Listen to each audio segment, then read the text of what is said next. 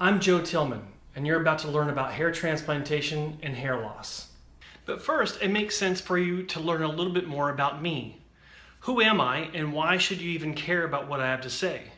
Let's examine. This is the way my hair looked when I was in high school. Just a goofy kid trying to get through life just like everyone else. But my hair loss was about to begin, and I wasn't even aware of it. I wasn't actively looking at my hair checking for problems. It was pointed out to me, in the cafeteria of all places. Someone thought it was a good idea to walk up behind me, point at my crown, and tell me in front of everyone, "Hey dude, you're losing your hair." Before my first hair transplant, I had pretty good hair. My hairline was kind of receded, but the coverage was there, density was there, everything was actually fine. So I had my first surgery, and the doctor placed a bunch of grafts in the frontal hairline. Then I had a second surgery the same year, and he placed more grafts in the hairline and just behind it. The plan, according to the doctor, was that as I started to lose more hair, I would have a hairline already established that I would recede into. The problem with this approach is that the grafts that he put into my hair looked like hell. They were thick, they were pluggy, and they just looked very unnatural. The procedures themselves were extremely painful. I had to sit up in my chair for days with a bandage that looked like a turban, and it was just really uncomfortable. Once it all healed, it was fine, and it did add some volume and some density to my hair, but in the end, I lost all my native hair on top of my scalp, to where my crown was bald, the mid-scalp was bald, and all I had left were those pluggy grafts in the front of my scalp. This means that my hair looked really unnatural. People would stare at me, they would look at my hairline, not my eyeballs when I was talking to them. It was really embarrassing, but I dealt with it. But the other problem was I couldn't cut my hair very short. The back of my scalp had not one donor scar, but it had two donor scars. And on top of that, the entire back of my scalp was numb. I couldn't really feel anything. I lived with this mess in my head for 9 years. The hairline was pluggy, the top was pretty much gone.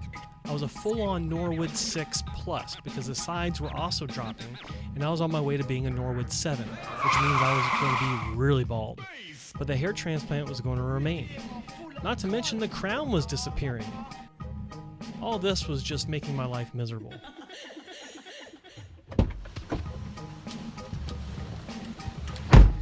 So after 9 years, it got to be a little old. So I decided to do something about it. The problem was that it was late 2001, and there really wasn't a lot of information online when it came to learning about hair transplantation and what one's options were.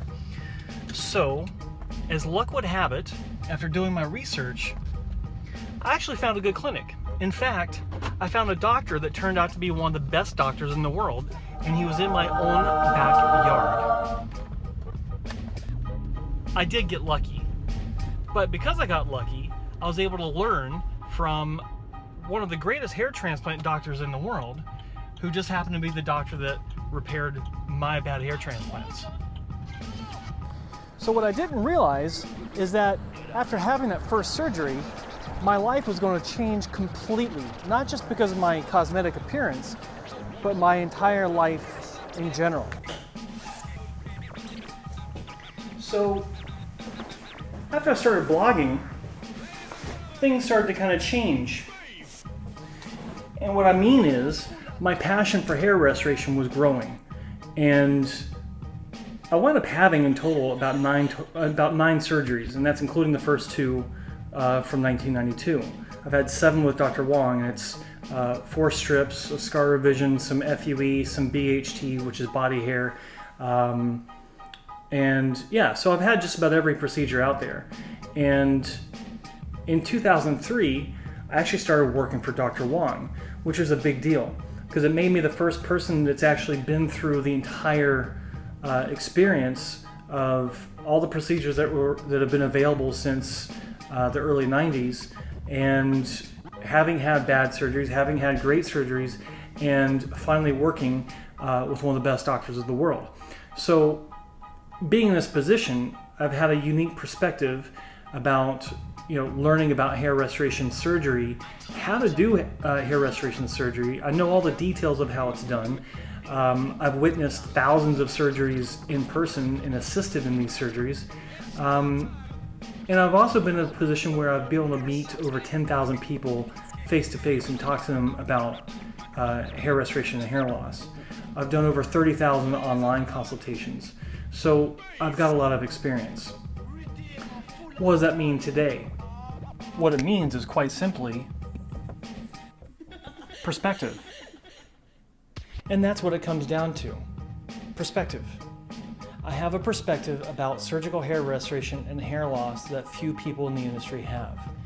I'm not some patient that flew halfway around the world and had a surgery with some doctor you've never heard of, and then suddenly I'm an expert.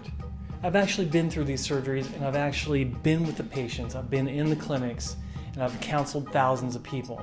So I do have a pretty good idea of what I'm talking about.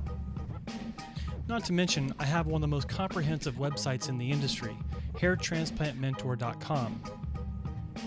I'm also the co-host of The Bald Truth with my friend Spencer Coburn.